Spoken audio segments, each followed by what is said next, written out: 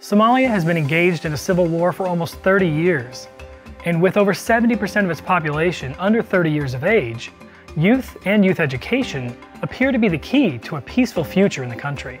Research from the global organization Mercy Corps showed that young people in conflict-affected areas of Somalia who have access to secondary education are almost half as likely to support violent groups than those not in school. And we found in general that the provision of secondary education by itself reduced the likelihood of young people supporting political violence by roughly 48%. The study also found that coupling education with civic engagement opportunities meant that young people were nearly 65% less likely to support violence.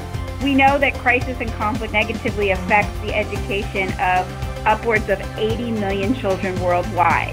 We also know that the longer they're out of school, the less likely they are to go back.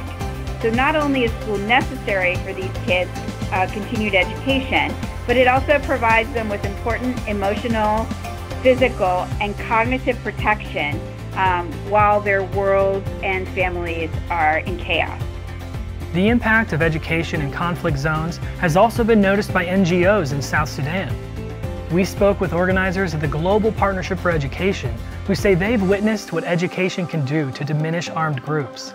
School symbolizes hope for communities. Parents want children to go to school. When children are going to schools, they want to stay in that community and contribute to that community. Experts warn, though, that education itself is not enough to reduce conflict. If the education component is provided without civic engagement or an opportunity for youth to have a voice in their communities, their support to violence actually increase.